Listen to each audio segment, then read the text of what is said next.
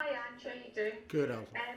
First of all, how do you approach this game tomorrow night, given what's at stake and the fact that you are trailing going into the second leg?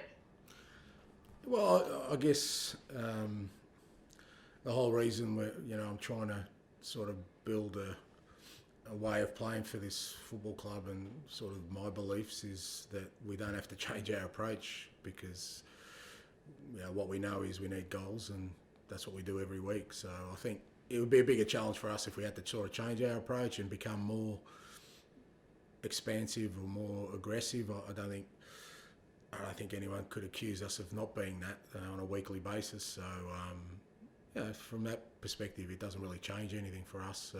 We just got to go out there and do what we try and do every week when we play, and that is be aggressive, dominate the game, create chances, and score goals. And our approach will be exactly the same. Thanks, Alison. Joe Hendry?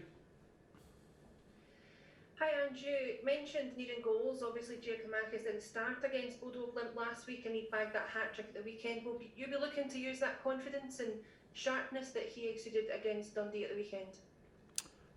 Again, that's not our approach. Our approach has always been that we get goals from multiple avenues. Yeah, I mean, Jacko scored 3 goals, but over the last sort of, well, the whole season, our goals have been shared around, and that's going to be the key tomorrow. It's not about just one person. I think the reason we score so many goals is that we got multiple avenues of goal threat, and that'll be our approach again tomorrow because that's our approach every week. Okay, Joe. Ronnie, explain. Hi, Ange. Ronnie. How much better prepared will your team be this week, given they've already played Bodo once?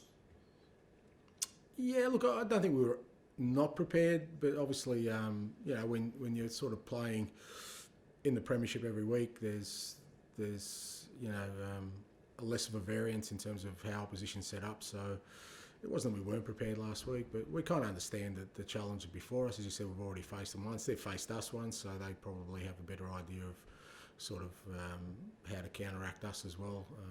But ultimately, you're coming down to a cup game, a game where you know that the result will be decided after 90 minutes or 120 minutes or penalties, whatever it may be. So, as I said, from our perspective, nothing really changes. We go into the game trying to play our football as we have in every other game this year, and hoping that'll be enough to get the task done.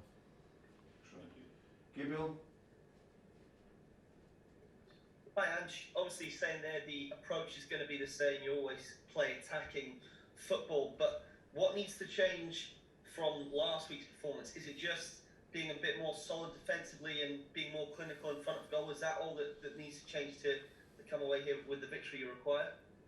No, because that would be changing, which is what you said we don't do. So, look, the perfect game plan only exists in a mythical land well beyond my comprehension. So we'll play our football. We played our football the other night. Yeah, you're right. They were more clinical than us, absolutely. But we've been pretty clinical this year in terms of scoring goals. So, as I said after the game, we weren't as efficient or as clinical in our front third with the chances we had. They were. So obviously, if that changes, we're in better shape. But we don't need to be more solid defensively. If they had 20 chances and Joe made 15 saves and they hit the crossbar, I'd be saying we've got some issues defensively. So, and that's, like I said, that's what we keep focusing on. That's what I focus on anyway. I look at the performance, I look at the way we play, and they were, like I said, they were a lot more clinical with their fewer attempts on goal than we were. So obviously we need to improve that, but it's not something that's been ongoing, so it's not an issue. Our approach has to be the same. We just go out there and play our football. With no buts in it at all.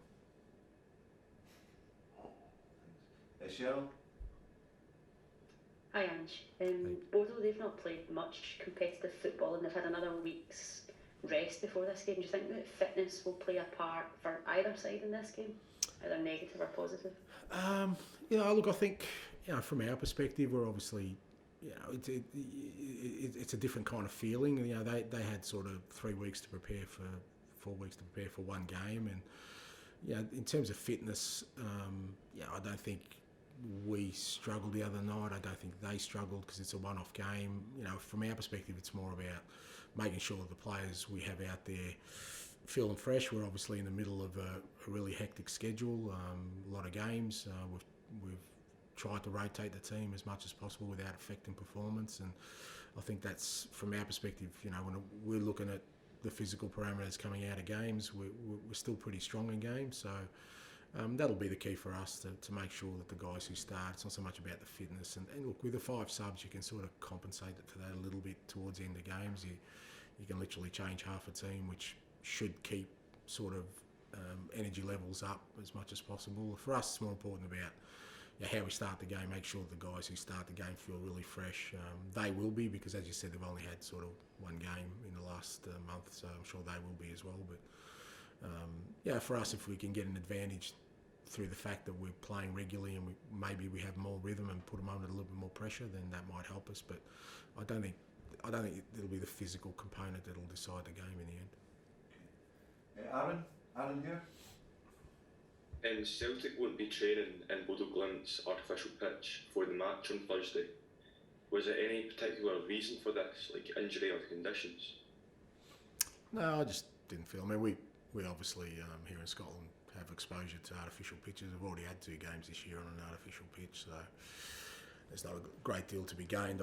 You know, for me, those kind of things are all about, you know, every week has a different challenge. Every week has a different.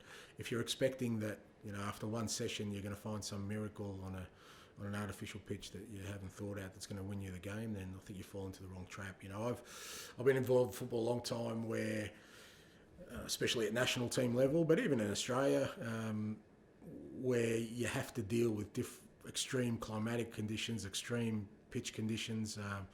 You know, when I was national team, we were travelling from, you know, cold climates to the Middle East in literally 24 hours, from bumpy pitches to slow pitches. And what I found in the end is that the best approach is to make sure that your players always are prepared to deal with whatever challenges there are, because there's no easy solutions. Us flying there today and having a session on their pitch is going to make absolutely zero difference. Us being here, getting a good training session for the boys, getting prepared for a difficult game tomorrow is much more important to me. Thanks, Aaron.